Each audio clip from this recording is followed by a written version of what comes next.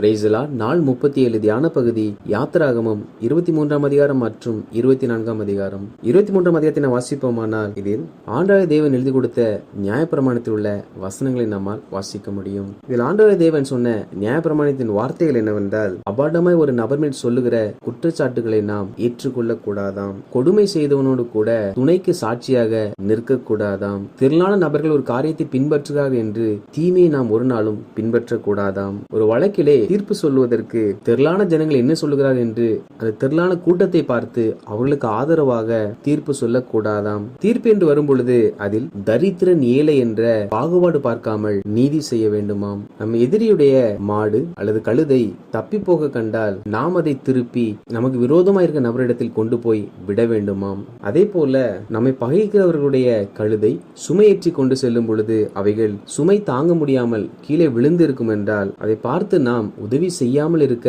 கூடாதாம். கண்டிப்பாக உதவி செய்ய வேண்டும் என்றும் கர்த்தர் கட்டளையிட்டு சொல்லியிருக்கிறார். எளியவர்களுடைய நியாயத்தை அவர்கள் எளிமையா இருக்கிறபடியினால் அதை புரட்டாமல் உள்ளபடி தீர்ப்பு செய்ய வேண்டுமாம். கள்ளத்தனமான காரியங்கள் எல்லாவற்றிற்கும் விலகி இருக்க வேண்டுமாம். குற்றம் செய்யாதவனையும் நீதிமானையும் கொலை செய்ய கூடாதாம். பரிதானம் வாங்காதிருப்பாயாக, அந்நியனை ஒடுக்காயாக என்று ஆண்டவராகிய கர்த்தர் எதை செய்ய வேண்டும் எதை செய்யக்கூடாது என்ற கட்டளைகளை இஸ்ரவேல் ஜனங்களுக்கு எழுதி கொடுத்திருக்கிறார். மேலும் அவர் இஸ்ரவேல் ஜனங்களுக்கு 6 வருஷம் மட்டும் நீங்கள் உங்கள் நிலத்தில் பயிரிட்டு அதன் பலனை புசியுங்கள். 7ஆம் வருஷத்தில் அதில் உள்ள எந்த பலனையும் நீங்கள் பறிக்காமல் அதை எளியவர்கள் புசிக்கவும் வெளியில் உள்ள ஜீவ ஜந்துக்கள் புசிக்கவும் அதை சும்மா விட்டு விடுங்கள் என்பதாக கட்டளையாய் சொன்னார். ஆண்டவருடைய ஜனங்களாகிய நாம் புசித்து திருப்தி அடைந்து தேவன் நமக்கு கொடுத்த எல்லா காரியத்திற்காக நன்றி சொல்லுகிறோம். அதே சமயத்தில் நாம் எளிய ஜனங்களையும் கூட நாம் நினைத்து பார்க்க வேண்டும் என்று கர்த்தர் சொல்லியிருக்கிறார். எளிய ஜனங்கள் மேலும் கர்த்தர் நம் அக்கறை வைக்கும்படிக்காக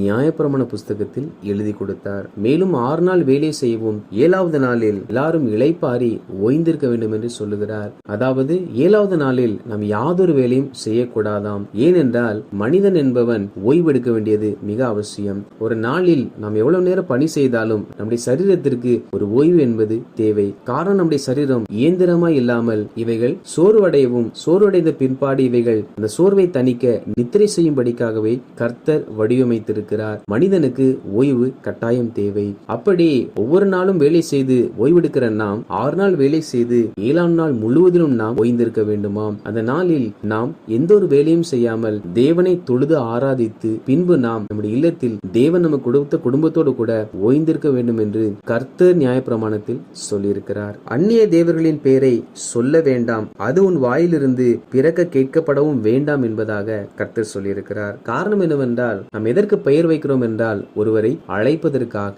நாம் விக்கிரங்களுடைய பெயர்களை நம்முடைய வாயிலில் உச்சரிக்கும் பொழுது நாம் அவைகளை நம் இல்லத்திற்குள்ளாக நமக்கு முன்பாக அழைக்கிறோம் என்பது அதன் அர்த்தமாகும். நாம் ஜெபிக்கும் நேரத்தில் சில ஆவிகளுடைய பெயரை சொல்லி நாம் கடிந்து கொள்ளுவோம். அது நாம் அவைகளை அழைப்பதற்கல்ல, அவைகளை கடிந்து ஜெபிப்பதற்காக. ஆனால் நாம் விக்கிரங்களுடைய பெயர்களை நம் நாவினால் உச்சரிக்கும் பொழுது அவைகளுக்கு நாமே நம் இல்லத்தில் அழைப்புதலை கொடுத்து அழைப்பதற்கு சமானமானது.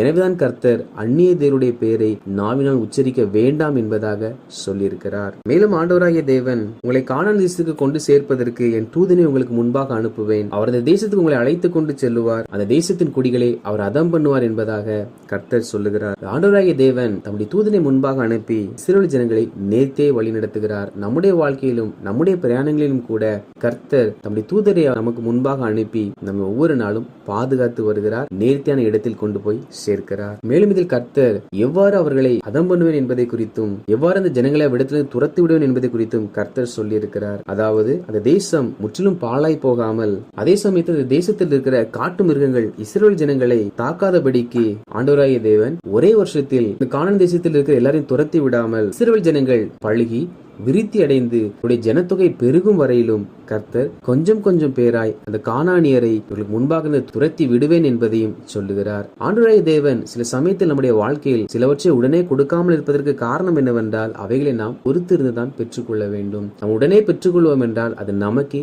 தீங்கை விளைவிக்கும். எனவே தேவன் ஒரு காரியத்தை தாமதமாய் தருவார் என்றால் தாமதமாய் தந்து விட்டாரே என்று அது நிமித்தம் நாம் வருத்தம் அடையாமல் அதனால் ஏதோ ஒரு ஆபத்து இருக்கிறது, எனவேதான் கர்த்தர் அதை தாமதித்து தருகிறார் என்ற தேவ தேவனுடைய இருதயத்தை சிந்தையை நாம் தெளிவாய் புரிந்து கொள்கிறவர்களாக காணப்பட வேண்டும். மேலும் ஆண்டவராகிய தேவன் கானானியரோடும் அவர்கள் தேவர்களோடும் நீ உடன்படிக்கை பண்ணாதிருப்பாயாக, நீ அவர்கள் தேவனை சேவித்தால் அது உனக்கு கண்ணியா இருக்கும் என்பதாக சொல்லுகிறார். அடுத்த ஜனங்களாகிய நாமும் கூட ஒரு நாளும் தேவனை அறியாத ஜனங்களோடு கூட எந்த ஒரு காரியத்திலும் உடன்படிக்கை செய்யக்கூடாது. அதே சமயத்தில் அந்நிய தேவரிடத்திலும் உடன்படிக்கை செய்யக்கூடாது. அப்படி செய்கிறவர்கள் கண்ணியில் அகப்பட்டுக் கொள்ளுவார்கள். 24ஆம் அதிகாரத்தை வாசிப்போமானால் அதில் ஆண்டவராகிய தேவன் மோசேயை நோக்கி ஆரோனையும் ஆரோனின் இரு குமாரராகிய நாதாபையும் அபியூவையும் இஸ்ரவேலின் மூப்பரில் 70 பேரையும் தன்னிடத்தில் வரும்படி அழைத்து அவர்கள் எல்லாரும் தூரத்தில் இருந்து என்னை பணிந்து கொள்ள வேண்டும் என்றும் மோசே மாத்திரம் சமீபித்து வரலாம் என்றும் ஜனங்கள் யாரும் மோசையோடு வரக்கூடாது என்பதாகவும் கர்த்தர் சொல்லுகிறார். இதில் தேவனுள்ள ஐக்கியத்தில் உள்ள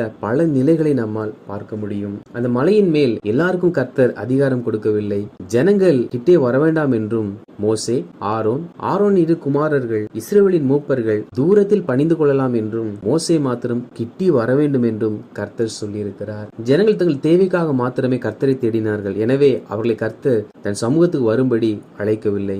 ஆரோனின் குமாரரும் இஸ்ரவேலின் மூப்பர்களும் தேவனுக்காக தேவனுடைய ஊழிய காரியங்களை செய்கிறவர்களாய் காணப்பட்டார்கள். அது நிமித்தமாக அவர்களை சற்று தூரத்தில் நிற்க சொன்னார். காரணம் அவரிடத்திலும் சில குறைபாடுகள் காணப்பட்டது. அது மோசேயோ தேவ சமூகத்தில் அதிகமாய் பிரியப்படுகிற மனிதனாய் இருந்தார். எனவே மோசேயை மாத்திரம் கிட்டி சேரலாம் என்று கர்த்தர் மோசேயிடத்தில் சொல்லியிருக்கிறார். அப்பொழுது மோசே மலையிலிருந்து இறங்கி வந்து நாம் முன்பு வாசித்த எல்லா அதிகாரங்களிலும் தேவன் சொன்ன நியாயப்பிரமாணங்களை ஜனங்களுக்கு அறிவித்தார். அப்பொழுது ஜனங்கள் எல்லாரும் கர்த்தர் அருளின எல்லா வார்த்தைகளின்படி செய்வோம் என்பதாக பிரதியுத்தரம் சொன்னார்கள். அதற்கு பிற்பாடு மோசே ஆரோனின் இரு குமாரர்கள் இஸ்ரவேலின் 70 மூப்பர்கள் மலை மேல் ஏறி இஸ்ரவேலின் தேவனை தரிசித்தார்களாம். மோசே மாத்திரமல்ல, மோசையோடு கூட 73 நபர்களும் இஸ்ரவேலின் தேவனாகிய கர்த்தரை தரிசித்திருக்கிறார்கள். தேவனுடைய பாதம் எப்படி இருந்தது என்பவற்றை குறித்தும் வர்ணித்திருக்கிறார்கள். அவருடைய பாதத்தின் கீழே நீல கல்லுளைத்த வேலைக்கு ஒப்பாகவும் தெளிந்த வானத்தின் பிறபைக்கு ஒப்பாகவும் இருந்ததாம். இப்படி மோசையும் அந்த 73 நபர்களும்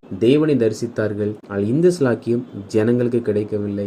காரணம், இவர்கள் ஜனங்களை காட்டிலும் தேவ சமூகத்தை வாஞ்சிக்கிறவர்களாக இருந்தபடியினால் கர்த்தர் தம்மை அவர்களுக்கு வெளிப்படுத்தினார். மேலும் கர்த்தர் என் சமூகத்துக்கு வா, நான் என் கற்பனை எழுதி கொடுப்பேன் என்பதாக மோசையிடத்தில் சொல்லுகிறார். அப்பொழுது மோசே ஜனத்தின் மூப்பரை நோக்கி, நாங்கள் உங்களிடத்தில் திரும்பி வருமட்டும் நீங்கள் இங்கே எங்களுக்காக காத்திருங்கள் என்பதாக சொல்லுகிறார். இதில் மோசே மாத்திரமல்ல, மோசே 70 மூப்பர்களையும் ஆரோனின் குமாரன் இருவரையும் தாண்டி தன்னோடு கூட யோசுவா என்னும் தன் ஊழியக்காரனையும் அழைத்து சென்றிருக்கிறார். 70 மூப்பர்களும் ஆரோனின் குமாரரும் தேவனை தரிசித்த அந்த இடத்தோடு கூட தூரத்தில் நின்றார்கள். அவர்களை மோசே காத்திருக்க சொல்லி தன் ஊழியக்காரனாகிய யோசுவை அழைத்து இன்னும் ஒருபடி ஆவிக்குரிய வாழ்க்கையில் அடுத்த நிலைக்கு செல்லுகிறதை நம்மால் பார்க்க முடியும்.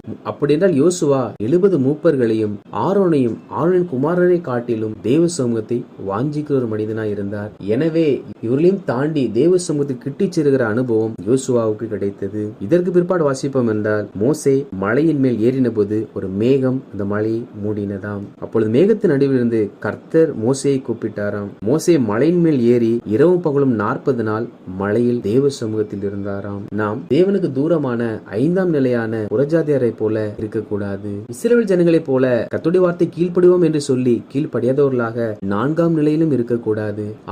ஆரோனின் குமாரர் இஸ்ரவேலின் மூப்பரை போல தேவனை தரிசித்தோம் என்று சொல்லி 3ஆவது நிலையிலும் இருக்கக்கூடாது. யோசுவாவை போல 2ஆவது நிலையிலும் இருக்கக்கூடாது. மோசையை போல தேவ சமூகத்தில் அதிகமாய் காத்திருக்கிற முதல்நிலை கிறிஸ்தவர்களாய் நாம் காணப்பட வேண்டும். மோசே 40 நாள் அளவும் தேவனுடைய மகிமையின் மேகத்திற்குள்ளாக மூழ்கி இருந்தாராம். அப்படி ஒவ்வொரு நாளும் நாம் தேவ பிரசன்னத்தில் மூழ்கி இருக்கிறவர்களாய் காணப்பட வேண்டும். புறஜாதியார் மலைக்கு வெளியே இருந்தார்கள். இஸ்ரவேல் ஜனங்கள் மலைக்கு அருகாமையில் இருந்தார்கள். ஆரோனின் குமாரர் இஸ்ரவேலின் மூப்பர்கள் மலையில் கால்வாசி ஏறியிருந்தார்கள். யோசுவா மலையின் ஆதி மட்டும் ஏறியிருந்தார். மோசேயோ மலை உச்சியில் தேவனோடு கூட சஞ்சரிக்கிறவராய் காணப்பட்டார். ஜனங்களாகிய நாம் அந்த உன்னத அனுபவத்திற்குள்ளாக ஒவ்வொரு நாளும் கடந்து செல்கிறவர்களாய் காணப்பட வேண்டும். நாம் வாஞ்சிப்போம் என்றால் நிச்சயமாக கர்த்தர் எல்லாரையும் அந்த மலையின் மேல் ஏறுகிற அந்த உச்சகட்ட அனுபவத்திற்குள்ளாக நிச்சயமாய் அழைத்து செல்லுவார். வாசித்த அந்த அதிகாரங்களின்படி கர்த்தர் ஜனங்களாகிய நாம் நியாயப்பிரமாணத்தில் சொல்லப்பட்ட நல் வார்த்தைகளுக்கு கீழ்ப்படிந்து எளியவர்களையும் நினைத்து அவர்களுக்கு உதவி செய்து 7ஆம் நாளில் பணி செய்யாமல் தேவன் கொடுத்த நம் சரீரத்திற்கு நல்ல ஓய்வு கொடுத்து அந்நிய தேவனுடைய நாமங்களை நம் வாயினால் உச்சரிக்காமல் இஸ்ரேல் ஜனங்களைப் போல 4வது நிலையில் இல்லாமல் ஆரோன் குமாரர் இஸ்ரேலின் மூப்பர்களைப் போல 3வது நிலையில் இல்லாமல் யோசுவாவைப் போல 2வது நிலையில் இல்லாமல் மோசேயைப் போல தேவனுடைய சமூகத்தில் முதல் நிலையில் வாழ்கிறவர்களாய் காணப்படுவோம். கர்த்தர் தாமே இந்த ஸ்லாக்கியத்தை நமக்கு கொடுத்து நம் ஒவ்வொருவரையும் ஆசீர்வதிப்பாராக. ஆமேன்.